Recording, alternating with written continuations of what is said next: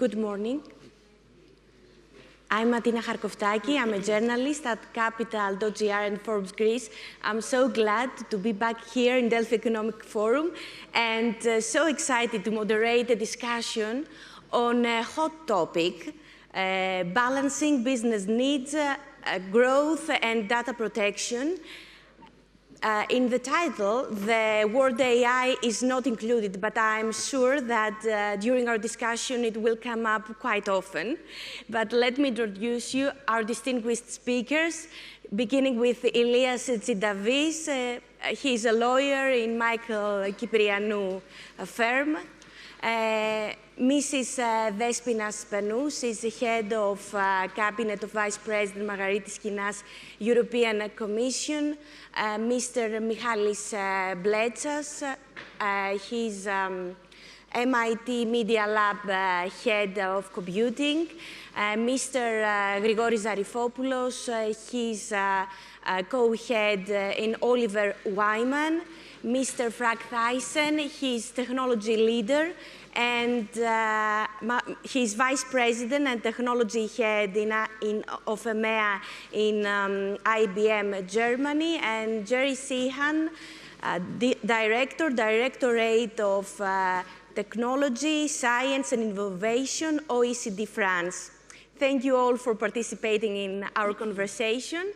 And I will begin with Mr. Bletsas. Sorry, Mrs. Spanou. I know that it's more polite to begin with the ladies, but... No, I won't speak on that basis. So. Okay. I will start with Mr. Bletsas because recently I was reading that Elon Musk predicted that superhuman AI could be smarter than humans in the next years.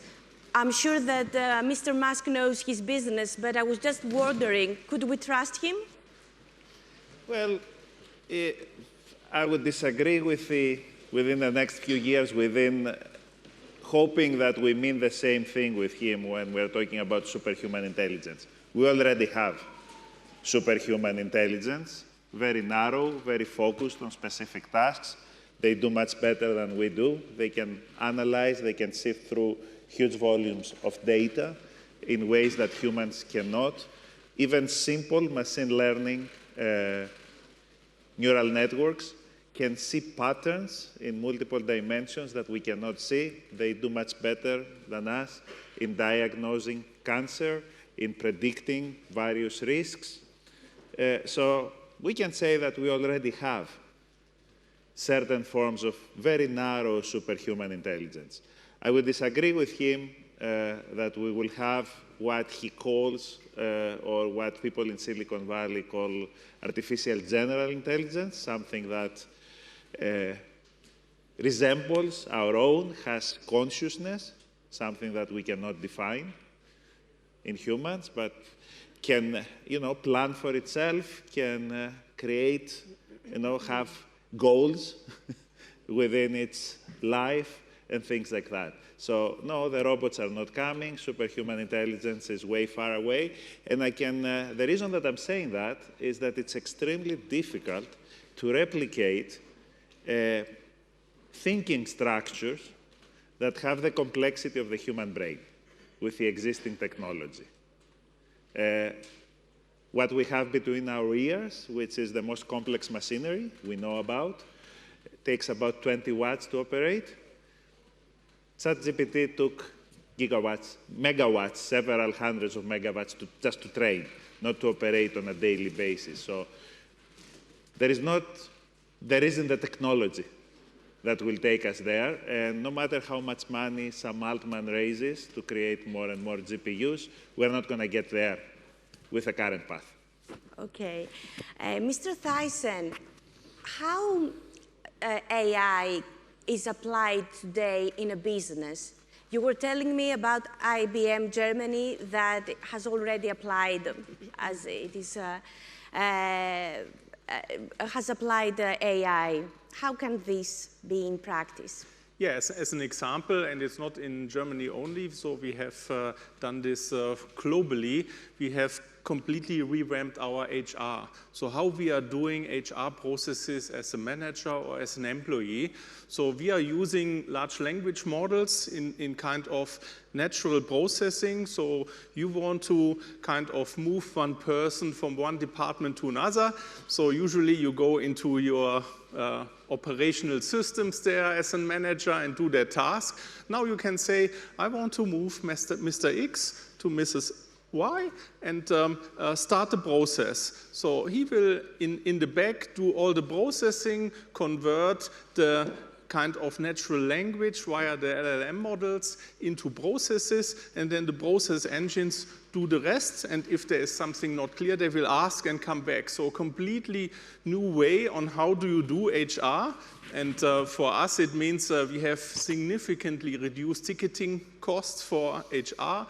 It means that we have a 24/7 HR system for everybody ready in a completely different way on how to use it. Mr. Zarifopoulos, because I know that you have many years' experience in private sector, but also in public sector, in the Ministry of Digital Governments.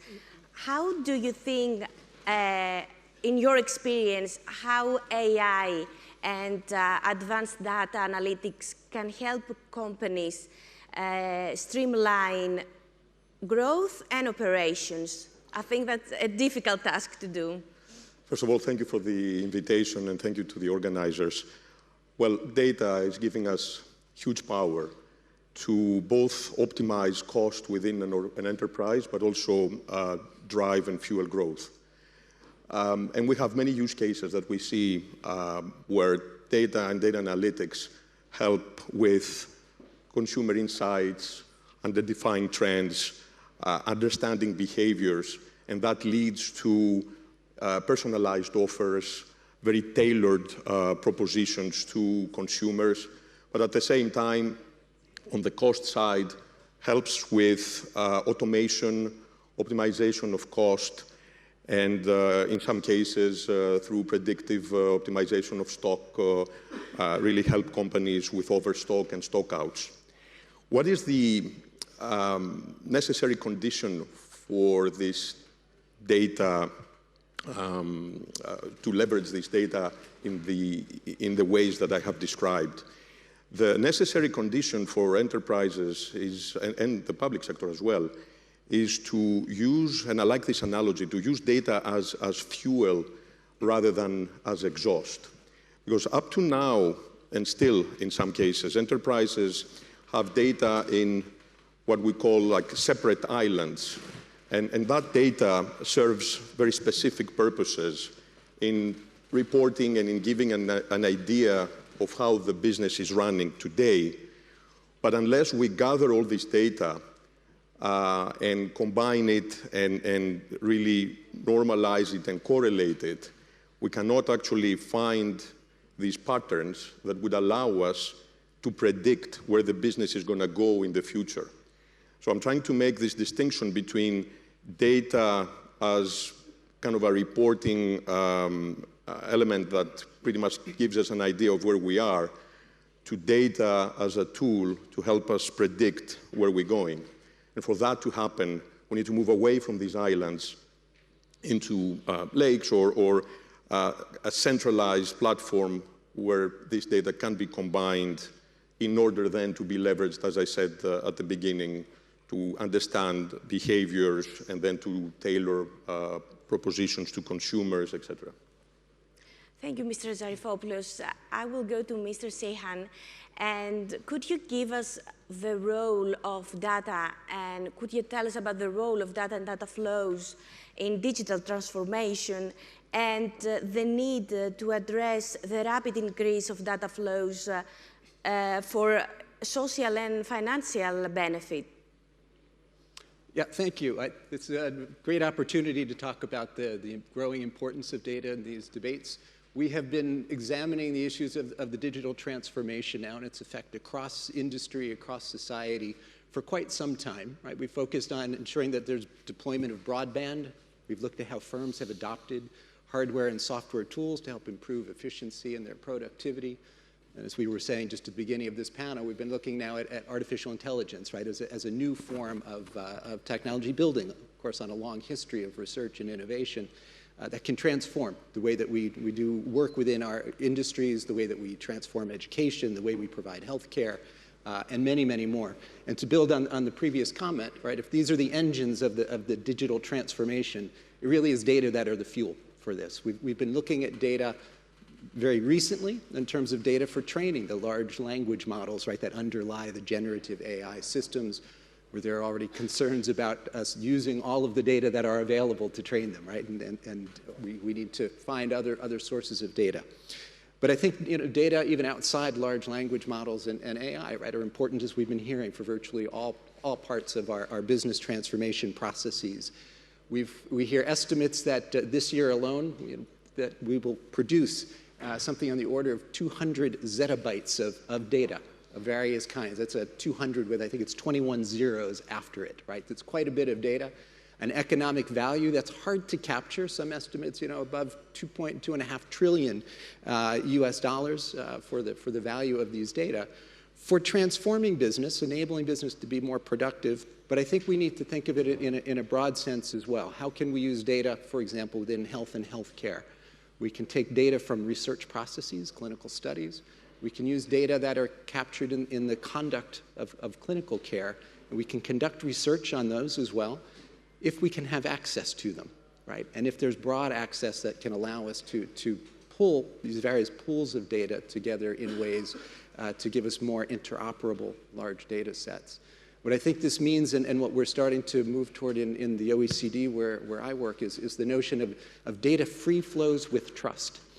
Recognizing that we need to ensure that data can move often and increasingly across national borders, across regional borders as well, where business-to-business transactions, consumer-to-business transactions take place.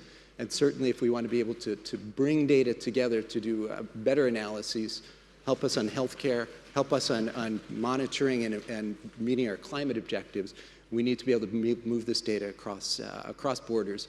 So from a policy-making point of view, it means we're working on sort of both sides of the equation, if you will. Wonder what are the kinds of guidances and programs that we can make recommendations on to encourage the greater availability of data, in particular public sector data that are captured by communities with public sector funding, but as well recognizing that there are privacy considerations, there are security considerations, as was mentioned in a previous panel, and other proprietary concerns that we need to take into account. How can we balance these against each other to ensure that we are maximizing our opportunities with data while protecting against some of the downside risks that build trust in our systems? Okay, Mr.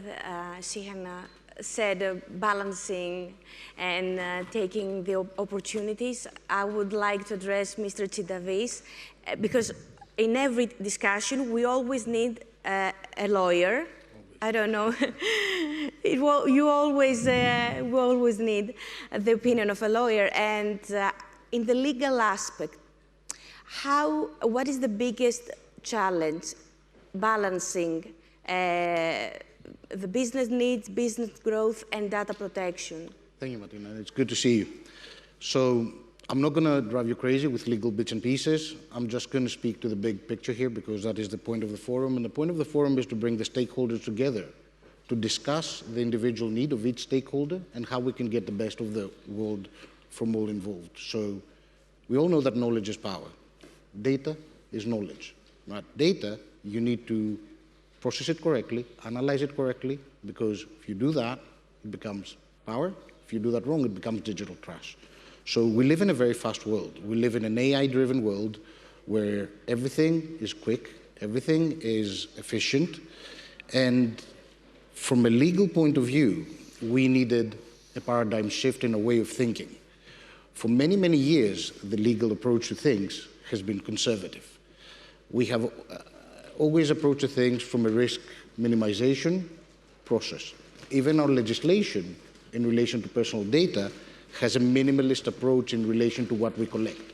We need to collect the least possible data needed for the purpose, and we need to have all these consents. Now, if you examine what I just said about the need of data and what the legislation requires, you have a prima facie paradox. can have a lot of data and a minimalist approach at the same time. Now, our challenge as lawyers is to adapt to enable having a functional, business-oriented, efficient, but also compliant use of data. We need to protect the data subjects, but we also need to enable business to move forward. That creates a lot of regulatory challenges. Now, I'm going to state the obvious here. Legislation and regulation always trails business innovation. It's extremely rare that legislation comes ahead of business. It would be strange.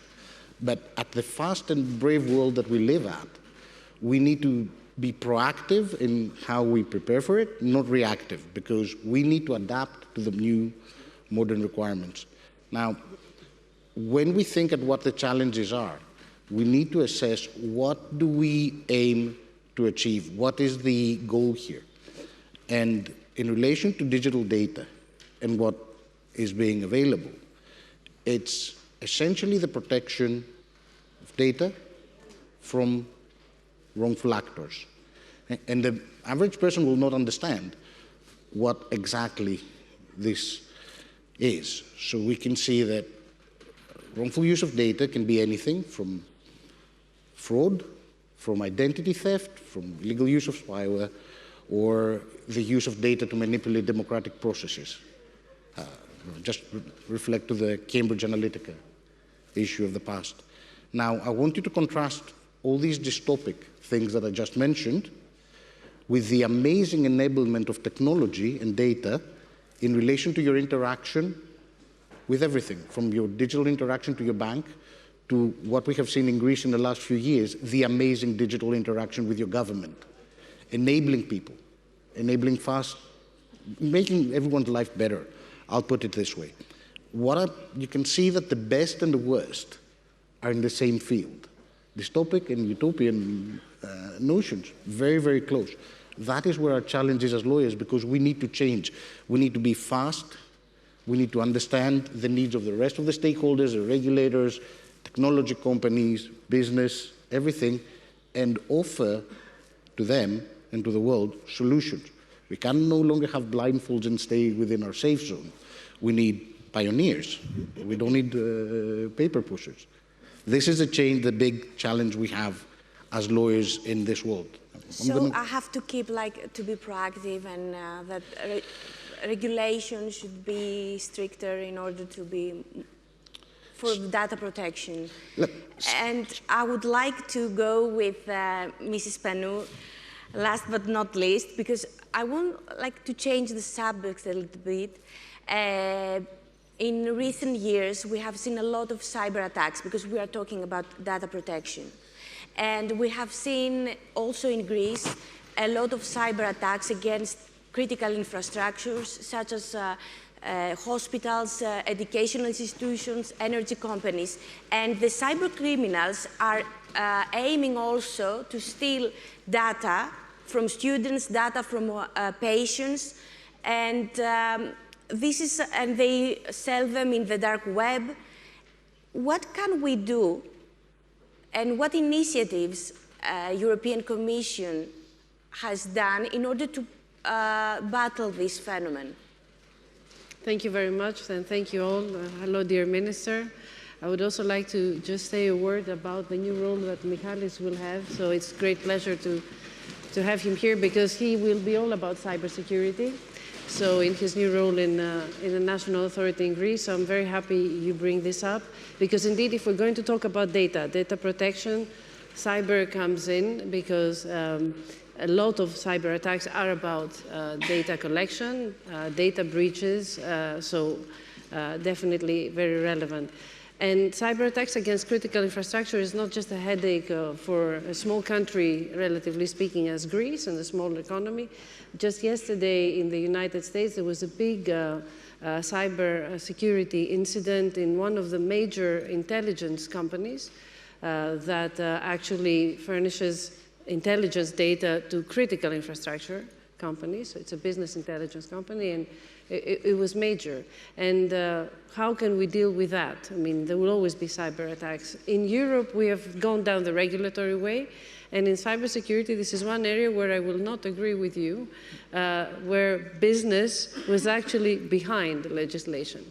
The first cybersecurity law in Europe was enacted in 2013, so 11 years ago.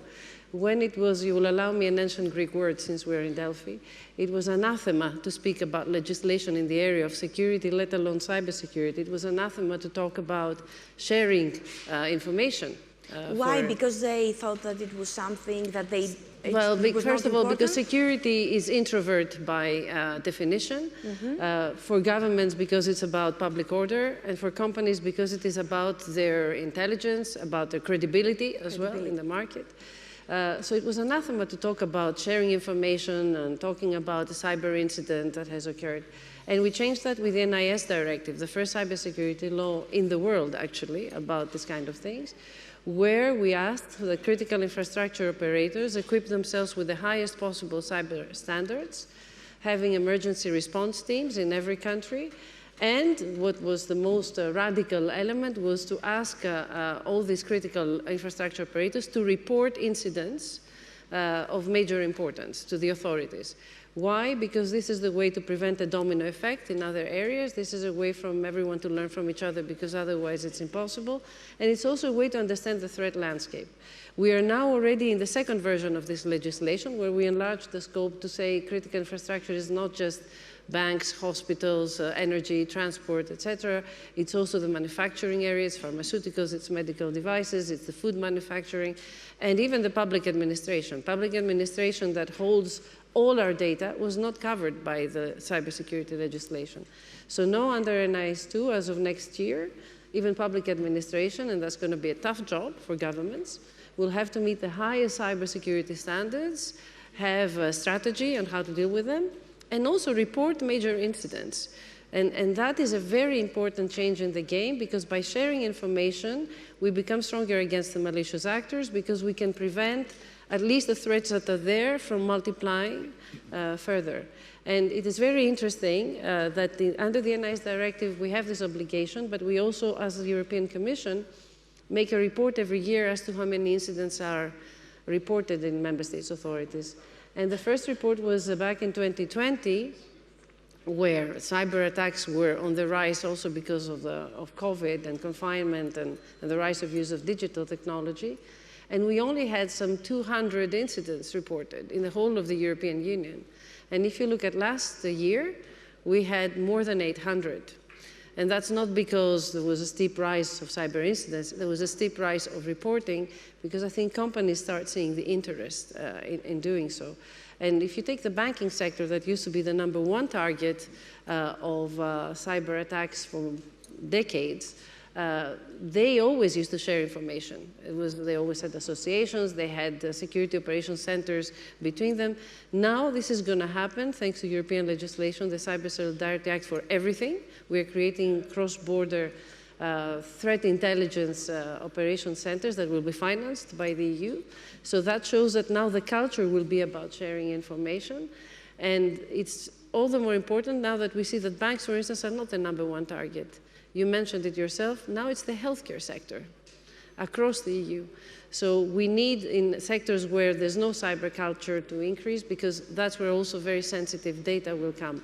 And I will finish with that point. We recently agreed in the European Union to create a European health data space. You know that under the GDPR, health data is considered sensitive data, so you can really not share it without the maximum of consent. But we went for health because without massive data in health, we will never develop in pharmaceutical technology, in medical technology, in diagnosis to deal with major issues like neurodegenerative diseases, cancer. So we need data. We need massive data in health. So we decided to go for this European health data space, first of a kind in the world, but that will start with the consent of every single person that has somewhere their health data. And that will require very high levels, not only of privacy, but also cybersecurity. Because people, and we've seen that in Eurobarometers in the EU, 92% of Europeans replied, I'm willing to share my health data, no problem, so long as somebody tells me it will be secure where it's going. So this is where security and data become one. And this is where AI, to come back to the beginning of the discussion, can play a fundamental role, because by using AI technology, we can secure systems faster, because we don't have enough people to do it anyway. Greek companies learned it in the hard way, how cybersecurity is important and to be proactive in this field. So I would like to ask Mr. Theisen, what is the financial impact on cyber attacks for a company? Yeah, to build on what was said, so this is a huge factor. So I give you some numbers here. So Europe was last year on ransomware attacks for the first time the largest region in the world. 26% of the ransomware attacks were in Europe. And for sure, all the environment we see and have here with all the war and the critical environment is adding to that. So this is an increase in volume by 71%.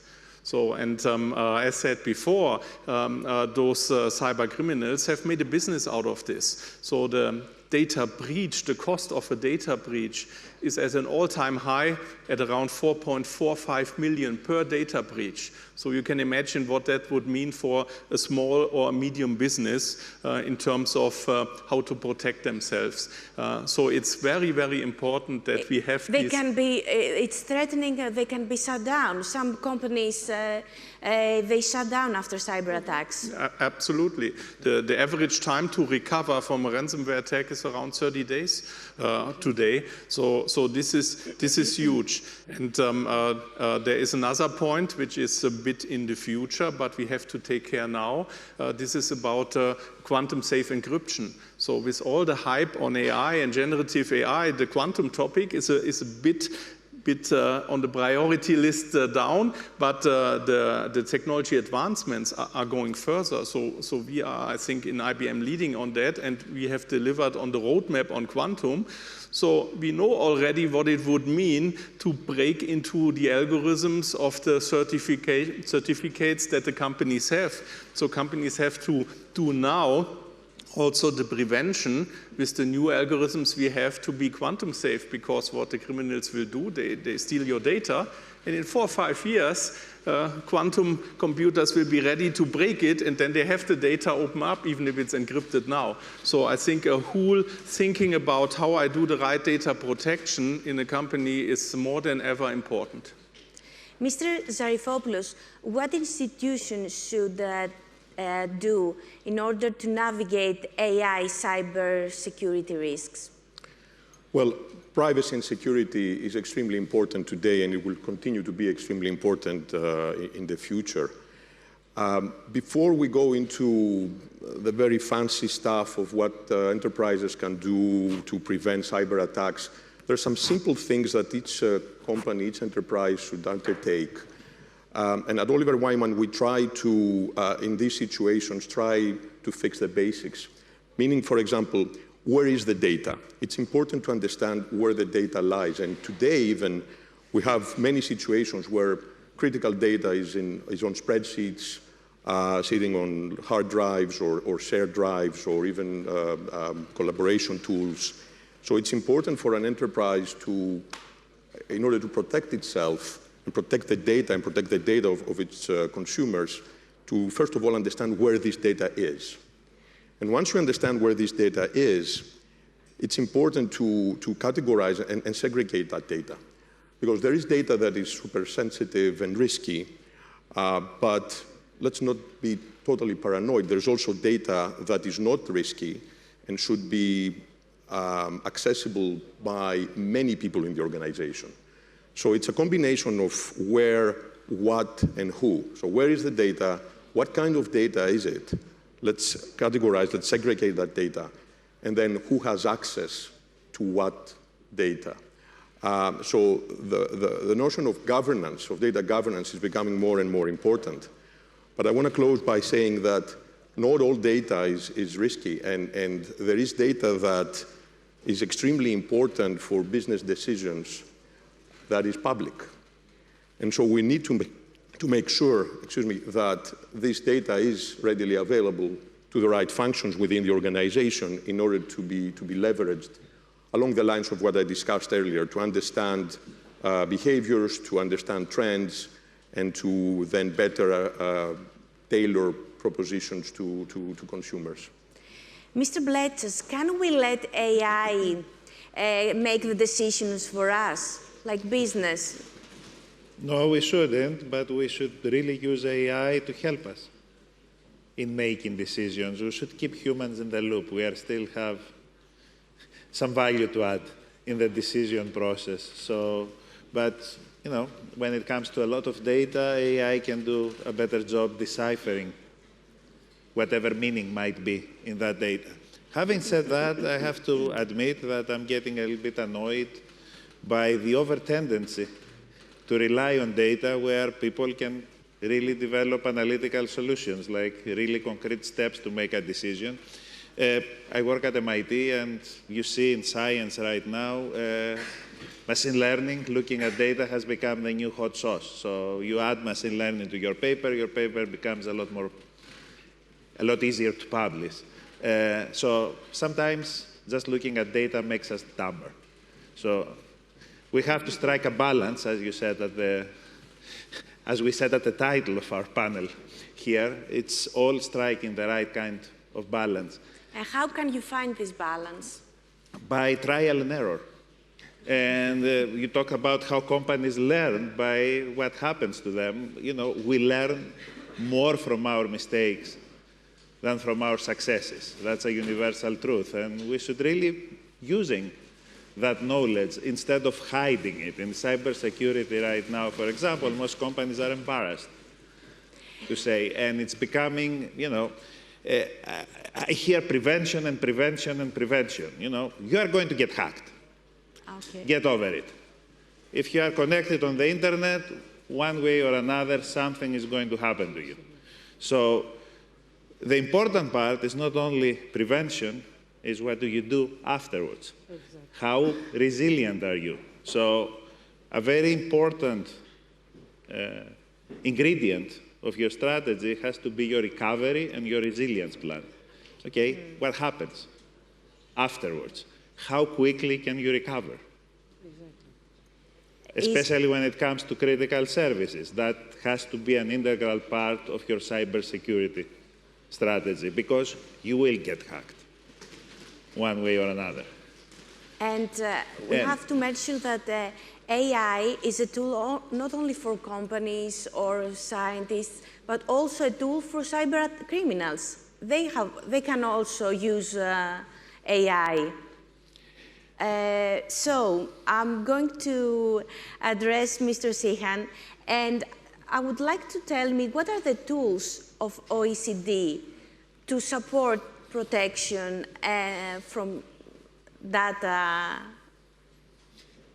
attacks.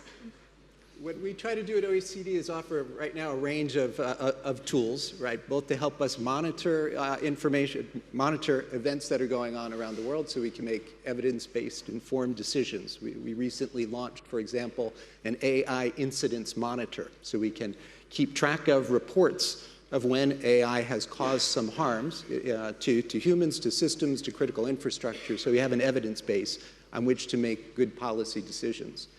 We also try to offer policy packages and recommendations that can be comprehensive and be adopted by many countries, right? So whether it's around data flows and data protection, whether it's around how we use AI in a way that is human-centric and rights-based and advances sound principles. We develop recommendations with input and consultation, I think has been said here, with the public, with policymakers, with those in business and the research community, so we can try to make informed, broad decisions then that for us among our 38 member countries can be adopted and provide some commonality and interoperability in any regulatory or legal regimes that will be put in place in individual countries. As an example, I'll just mention we are in the process now of updating the OECD recommendation and principles on artificial intelligence, which were developed about 5 years ago, which is a long time in terms of AI. And we hope to have just in next month now, a revision that will, where I think we found the principles themselves have held up very well, but of course AI has brought new concerns, some of them about safety risks, some about dissemination of mis and disinformation and information integrity. This will help provide a common framework because we have been collecting information from about 70 different jurisdictions, and there are now more than 1,000 policy initiatives that we're tracking in one of our databases. We need to make sure that all of this activity works in a coherent way, so policies that are put in place in the European Union work in or are interoperable with those in the Americas, in Asia, and other parts of the world, all of which are involved now in AI and data flows. I think we are running out of time. Thank you all very much for your participation. I think it was a very interesting discussion. There are a lot of things that are coming up because technology is something very dynamic. Thank you for your participations and all the things that you said and shared with us. This is the end of our discussion, so I would like to call the next session and the moderator, Mr. Makis Provatas. Thank you.